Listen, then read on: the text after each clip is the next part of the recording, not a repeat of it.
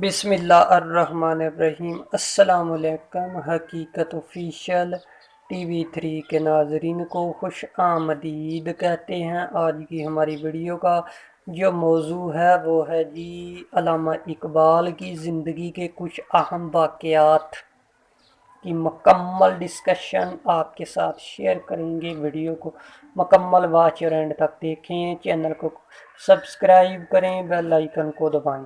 9 نومبر 1877 پنجاب کے شہر سیالکوٹ میں ایک کشمیری برہمن نسب سے منسلک خاندان میں پیدا ہوئے۔ ان کے والد کا نام شیخ نور محمد تھا، جو پیشہ کے لحاظ سے ایک درزی تھے، اور والدہ کا نام امام بی بی تھا۔ 1892 scotch mission high school Sialkot سے گریجویشن کیا۔ 1892 میں والدین نے ان کی پہلی شادی کریم بی بی سے کروائی۔ 1893 سکاچ مشن کالج میں لبرل آرٹس کورس میں داخلہ لیا۔ 1894 داغ دہلوی کو اپنا استاد سخن مانا اور بذریعہ خط و کتابت ان سے اپنی شاعری کی اصلاح لینا شروع کی۔ 1895 کریم بی بی سے ان کی پہلو بیٹی معراج بیگم متوفی 1914 کی اولاد ہوئی۔ 1895 انٹرمیڈیٹ کا امتحان پاس کیا۔ 1895 سیالکوٹ سے لاہور چلے آئے اور گورنمنٹ کالج لاہور میں داخلہ لیا۔ 1897 بی اے کا امتحان سیکنڈ ڈویژن سے پاس کیا، جبکہ اسی امتحان میں عربی میں پہلے نمبر پر رہے۔ 1898 پروفیسر تھامس آرنلڈ کے پاس فلسفہ پڑھنا شروع کیا۔ 1898 کچھ عرصہ تعلیم کے حصول کے بعد قانون کا امتحان دیا، مگر اس امتحان میں فقہ کے پرچے میں پاس نہ ہو سکے۔ 1899 لاہور میں اپنی اردو شاعری کی بدولت پہل شہرت پائی۔ 1899 کریم بی بی کے ہاں بیٹا آفتاب اقبال کی پیدائش ہوئی۔ 1899 اورینٹل کالج لاہور میں عربی کے ریڈر مقرر ہوئے۔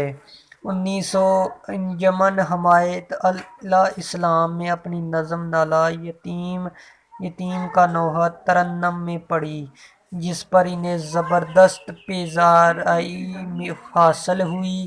اس کی وجہ سے وہ ادبی حلقوں میں فوری طور پر مشہور ہو گئے۔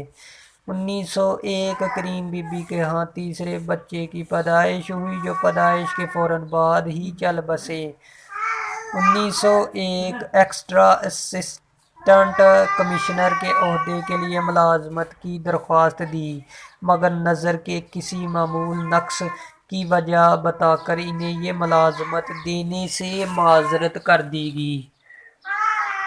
1905 عبدالقادر کے نئے جریدے مخزن میں ان کی نظموں کی متواتر اشاعت ہوئیں، جن میں حب الوطنی پر مشتمل ترانہ ہندی شائع اکتوبر 1904، ہندوستانی بچوں کا قومی گیت شائع فروری 1905 میں، نیا شیوالا شائع مارچ 1905 جیسی ان کی نظمیں زبردست قومی نظموں کے طور پر قائلین ہیں مقبول ہوئیں۔